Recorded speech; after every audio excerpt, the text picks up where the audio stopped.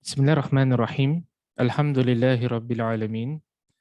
Allahumma salli wa sallim ala nabiyyina Muhammad wa ala alihi wa sahbihi ajma'in. Rabbi syrah li sadri wa yassir li amri wa hlul 'uqdatam min lisani yafqahu qawli. Allahumma arinal haqqa haqqan warzuqna ittiba'. Ya Allah, tunjukkanlah kami yang benar itu telah benar dan permudahkanlah bagi kami untuk mengikut kebenaran tersebut. Wa arinal batila batilan warzuqna ijtinabah. Ya Allah, tunjukkanlah kami yang batil itu adalah batil dan permudahkanlah bagi kami untuk menjauhkan diri daripada kebatilan tersebut.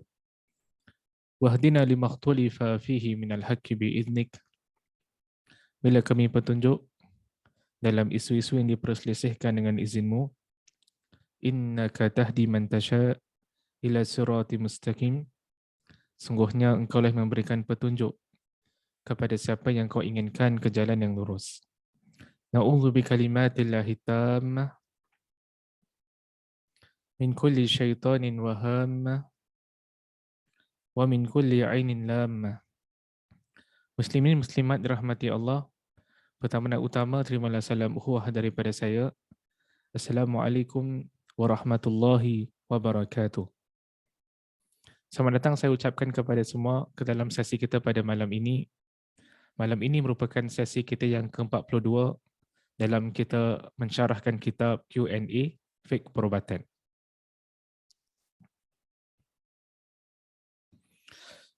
Kita masih lagi berada pada bab yang ke-8. Bab yang ke-8 ada kait sang pengarang kitab ini memberikan tajuk derma organ. Jadi kita akan lihat yang perbahasan utama dalam bab yang ke-8 ini adalah tentang hukum hakam yang berkaitan dengan menderma organ. Pada minggu lalu kita ada sentuh 3 topik dalam mukaddimah bab yang ke-8 ni. Sang pengarang dia memberikan definisi ataupun takrif apakah yang dimaksudkan dengan derma organ. Sang pengarang kitab ini juga dia memberikan sedikit penjelasan tentang pembahagian pemindahan anggota badan. Derma organ ni dia ada pemindahan anggota badan ni dia ada pelbagai jenis sebagaimana kita bahaskan pada minggu lalu. Kadang-kadang diambil daripada badan orang yang sama dipindahkan ke tempat yang sakit. Kadang-kadang dia melibatkan kembar, pemindahan anggota daripada satu individu kepada kembarnya. Kadang-kadang dia melibatkan 2 individu yang berbeza yang bukan kembar. Dan kadang-kadang pemindahan organ ini melibatkan antara 2 spesies yang berbeza. Daripada binatang dipindahkan ke manusia. Jadi sang pengarang kitab ini sebelum dia bahaskan tentang hukum hakam, tentang menderma organ, beliau terlebih dahulu memberikan penjelasan tentang kategori-kategori pemindahan anggota badan yang wujud. Dan pada minggu lalu kita kongsi dengan antum tentang isu hukum menjual organ. Isu ini disentuh oleh sang pengarang kitab ini dan sang pengarang kitab ini lebih cenderung kepada pandangan jumhur di kalangan ulama, majoriti di kalangan para ulama yang tidak membenarkan penjualan organ.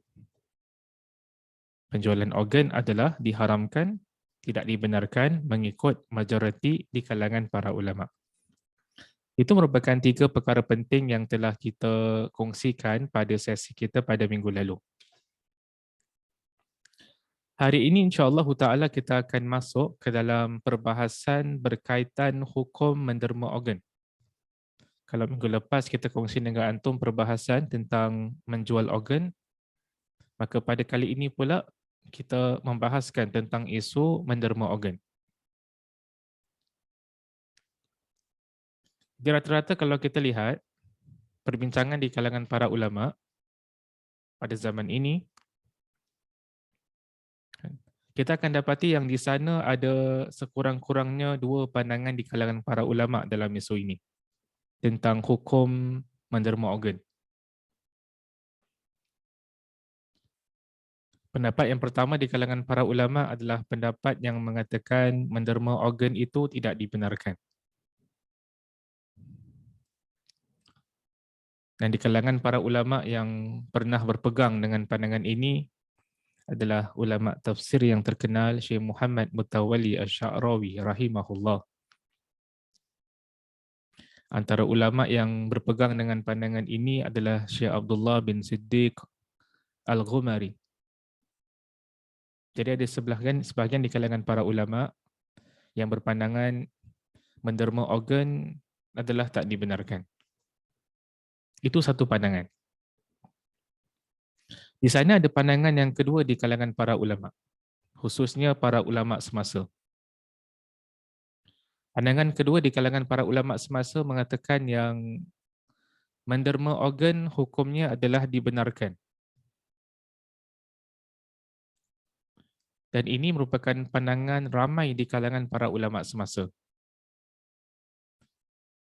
Merupakan pandangan kebanyakan badan-badan fatwa yang ada dekat dunia ni.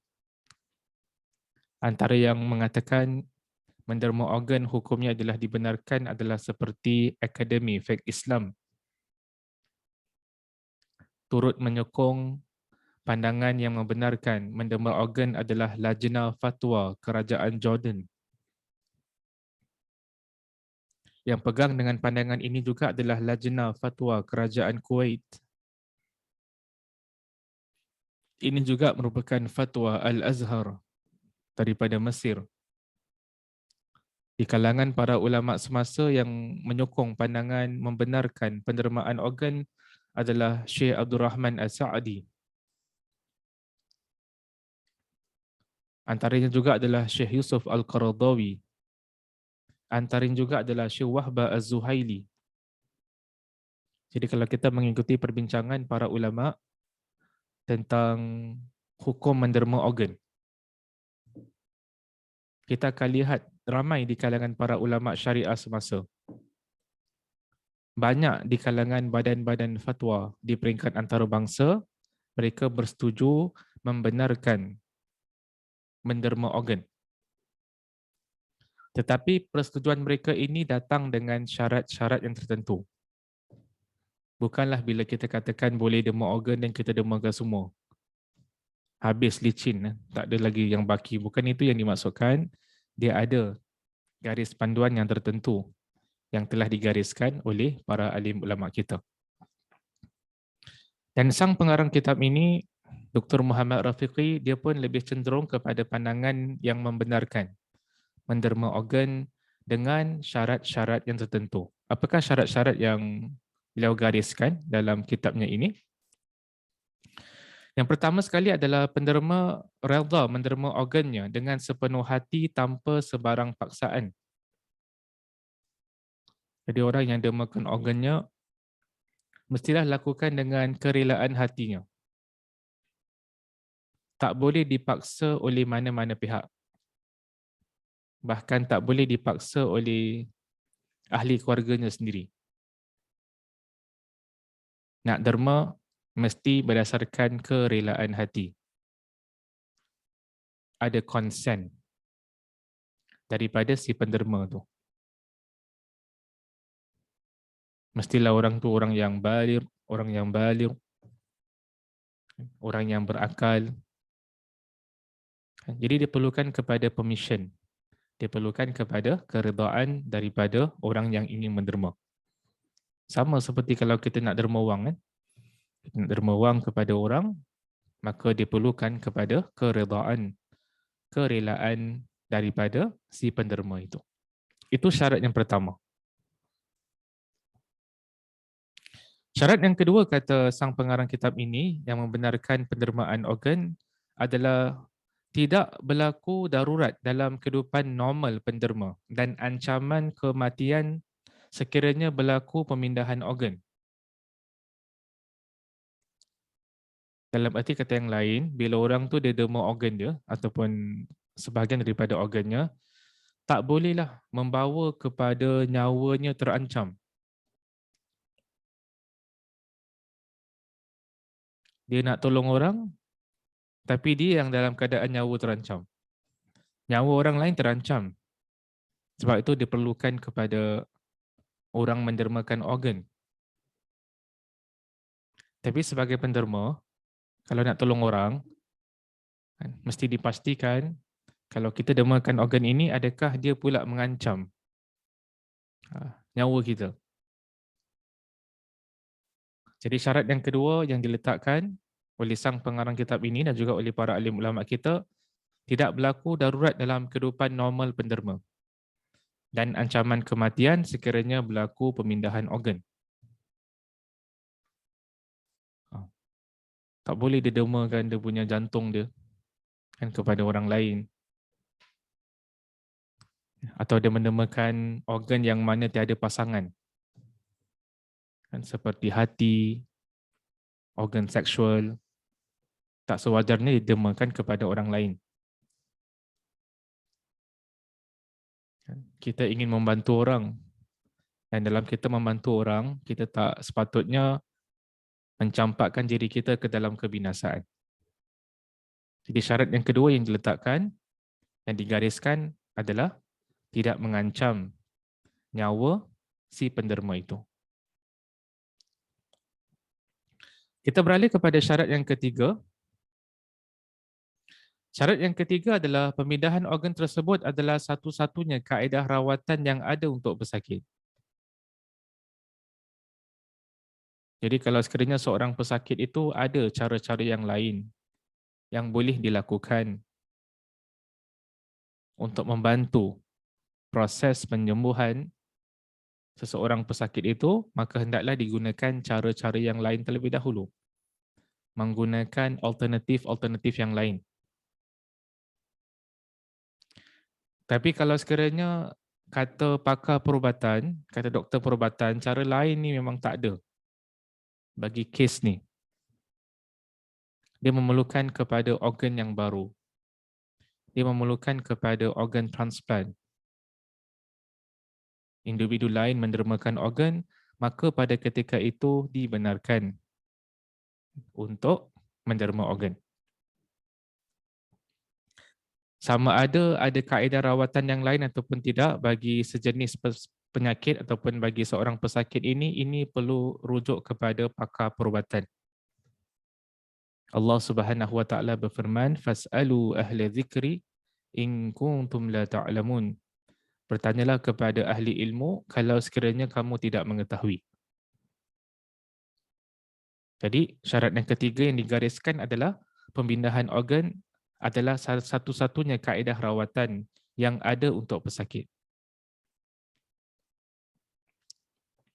Syarat yang keempat, penerima organ dalam keadaan terpaksa dan nyawanya dijangka terancam sekiranya tidak dilakukan pemindahan organ segera. Jadi penerima organ ni dia berada dalam keadaan terpaksa, dalam keadaan nyawanya terancam. Oleh kerana nyawa terancam, maka pada ketika itu diberikan kelonggaran untuk menerima organ daripada pihak yang lain.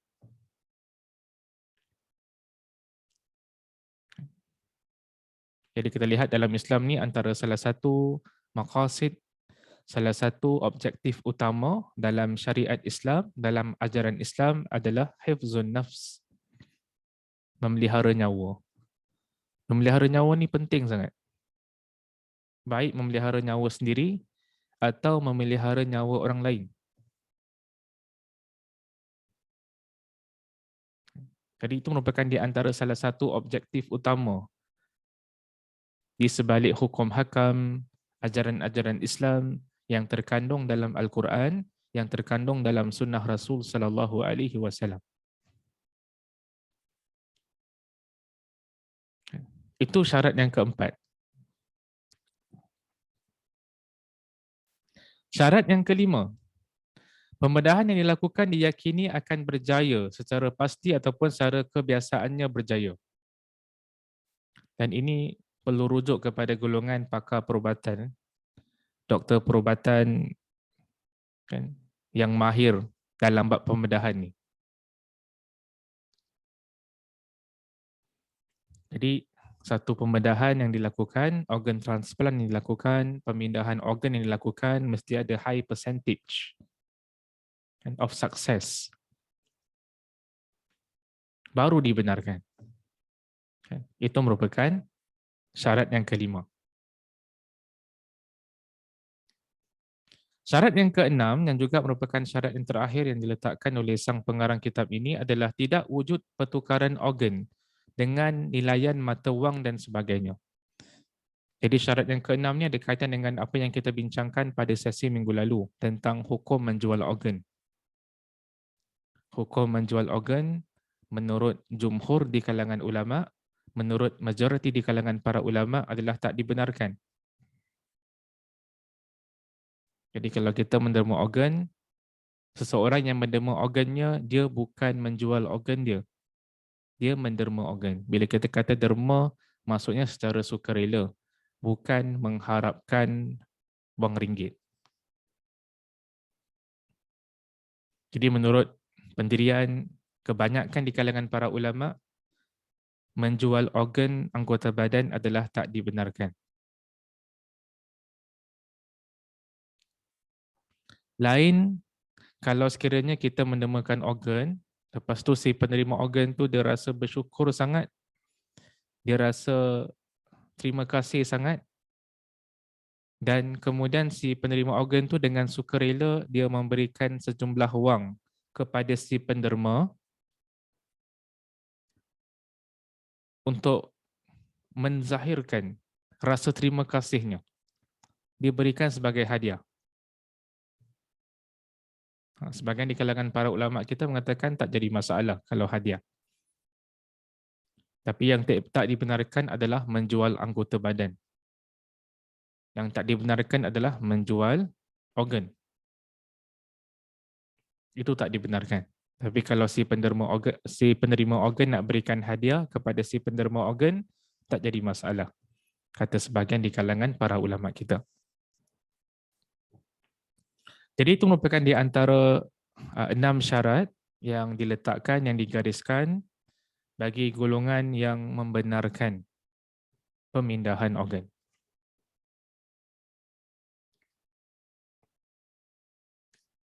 Kita beralih kepada perbahasan kedua kita pada malam ini.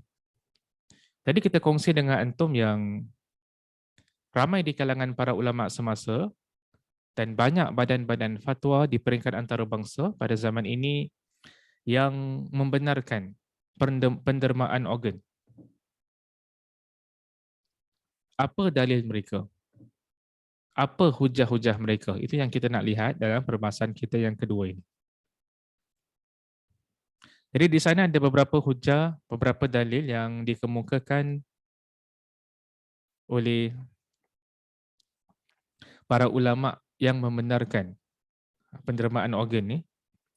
Dalil dan hujah mereka yang pertama adalah setiap manusia mempunyai hak terhadap dirinya sesuai dengan kemahuannya sekalipun manusia tidak memiliki tubuhnya secara hakiki. Jadi tubuh badan kita, anggota badan kita adalah pemberian daripada Allah Subhanahu Wa Taala. Kita ni sebagai memegang amanah untuk menggunakan anggota badan kita dengan cara yang diredai oleh Allah Subhanahu Wa Taala. Jadi kita sebagai manusia, kita mempunyai hak terhadap diri kita sendiri. Walaupun pemilik hakiki bagi tubuh badan kita adalah Allah Subhanahu Wa Taala.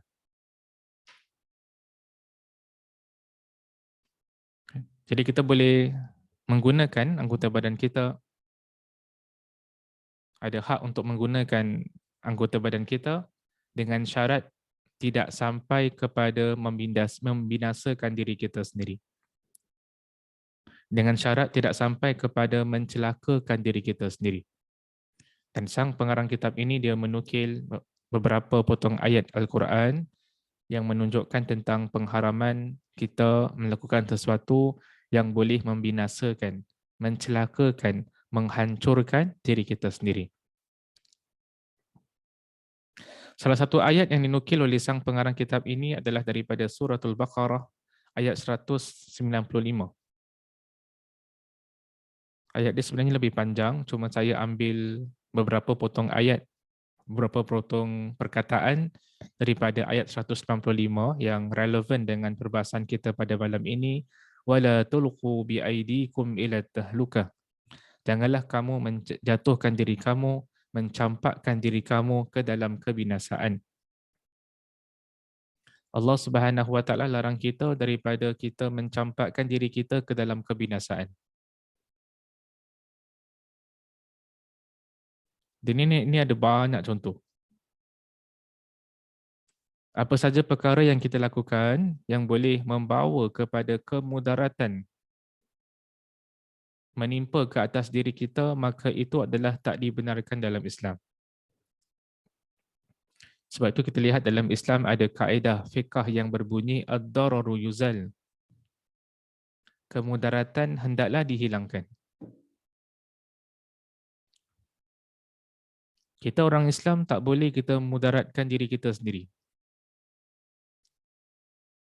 Dan tak boleh juga kita mudaratkan diri orang lain. Kedua-duanya haram. Kedua-duanya tak dibenarkan. Jadi Allah Subhanahu Wa Taala berikan kita hak ke atas badan kita ni, anggota badan kita, dengan syarat kita tak memudaratkan, melakukan perkara-perkara yang boleh membawa kepada kemudaratan diri sendiri. Itu tak dibenarkan.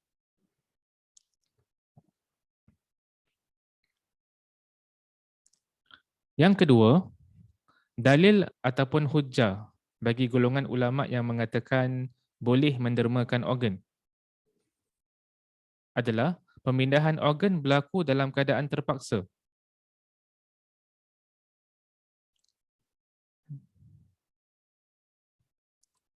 Itu yang tadi kita kongsikan dengan antum.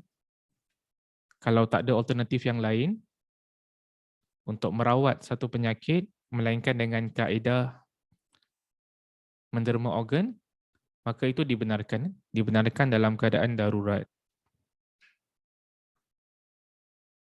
Jadi pemindahan organ ni berlaku dalam keadaan terpaksa. Dan dalam keadaan terpaksa, dalam keadaan darurat, perkara-perkara yang diharamkan dibenarkan ataupun diberikan kelonggaran daripada sudut hukumnya dalam keadaan terpaksa. Dan sekali lagi sang pengarang kitab ini beliau menukil beberapa potong firman Allah Subhanahu Wa Taala yang menyokong statement ini.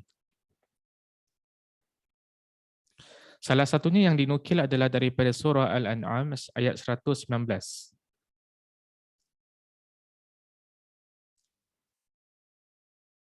Yang mana kata Allah Subhanahu Wa Taala, terjemahan dia berbunyi, sungguhnya Allah telah menjelaskan kepada kamu apa yang diharamkannya ke atas kamu, kecuali apa yang terpaksa kamu memakannya.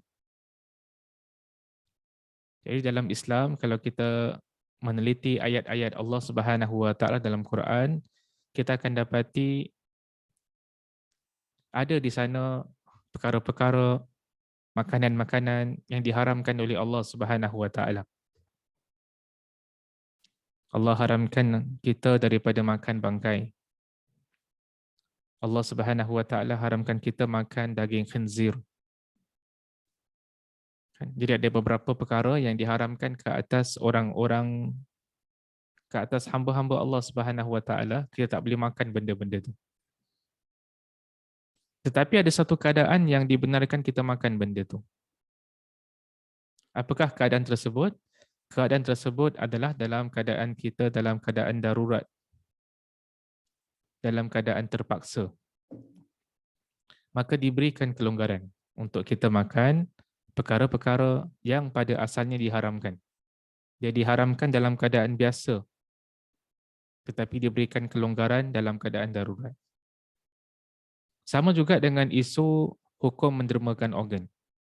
Dalam keadaan biasa, kalau orang sakit, tapi ada kaedah-kaedah yang lain, ada alternatif yang lain, ada cara-cara yang lain untuk merawat sesebuah penyakit itu, maka hendaklah digunakan alternatif tersebut. Tapi kalau sekiranya mengikut para doktor perubatan, dalam kes macam gini, the best solution adalah dengan menerima organ daripada orang lain, maka pada ketika itu dibenarkan.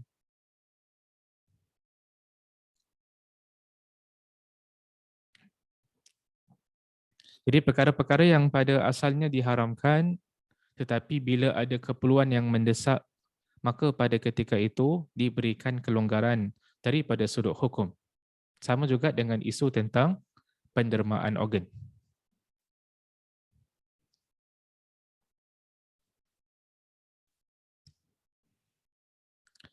Hujah yang seterusnya yang membenarkan menderma organ adalah pemindahan anggota atau organ manusia adalah salah satu perkara tolong-menolong bagi menyelamatkan nyawa manusia lain. Jadi bila seorang penderma dia mendermakan organnya kepada pihak lain, itu sebenarnya dia sedang termasuk dalam kategori kita saling bantu-membantu antara satu sama lain. Dan dalam isu pendermaan organ, dia saling tolong-menolong bagi menyelamatkan nyawa hamba Allah yang lain. Dan ini selari dengan firman Allah Subhanahu wa taala. Wa ta'awanu 'alal birri wat taqwa wa la ta'awanu 'alal itsmi wal 'udwan. Tolong-menolonglah kamu dalam mengerjakan kebajikan dan takwa, dan janganlah tolong-menolong dalam berbuat dosa dan pelanggaran. Allah Subhanahu wa taala mengajarkan kepada kita untuk kita cooperate, saling bantu-membantu, saling tolong-menolong dalam perkara-perkara yang baik, dalam perkara-perkara kebaikan. Itu adalah ajaran Allah Subhanahu wa taala. Dan menyelamatkan nyawa orang dengan kita membantunya, mendermakan organ kita kepada orang tersebut termasuk dalam kategori wa ta'awanu 'alal birri wat taqwa. Tolonglah, saling tolong-menolonglah kamu dalam kebajikan dan takwa. Dalam ayat ini Allah Subhanahu wa taala mengatakan wala ta'awanu 'alal itsmi wal 'udwan. Dan janganlah tolong-menolong dalam berbuat dosa dan pelanggaran. Permusuhan. Jadi menderma organ menurut para ulama kita termasuk dalam kategori kita saling bantu-membantu antara satu sama lain dalam menyelamatkan, dalam memelihara nyawa. Dan itu termasuk dalam perkara yang diredai oleh Allah Subhanahu wa taala. Sebagai kesimpulan untuk sesi kita pada malam ini kita membahaskan dua perkara. Perkara yang pertama adalah tentang hukum menderma organ, dan saya simpulkan tadi di sana ada dua pandangan di kalangan para ulama. Ada sebahagian ulama yang tidak setuju dengan hukum menderma organ ni. Tetapi ramai di kalangan para ulama semasa, banyak badan-badan fatwa antarabangsa pada zaman ini yang membenarkan menderma organ dengan garis panduan yang tertentu. Dan pada hari ini juga kita kongsi dengan antum apakah dalil ataupun hujah yang dilontarkan, yang dikemukakan, yang diutarakan oleh para ulama yang membenarkan pendermaan organ. Itu merupakan dua perkara yang kita kongsikan dalam kuliah kita pada malam ini. Kalau sekiranya ada kebenaran dalam apa yang saya sampaikan pada malam ini, itu datang daripada Allah Subhanahu wa taala. Kalau sekiranya ada kesilapan, kekurangan dalam penyampaian, itu datang daripada diri saya sendiri. Saya minta ampun kepada Allah dan saya bertaubat kepadanya. Kita tutup dengan tasbih kafarah. Subhanakallahumma wa bihamdika asyhadu an la ilaha illa anta astaghfiruka wa atubu ilaika. Sekian. Assalamualaikum warahmatullahi wabarakatuh.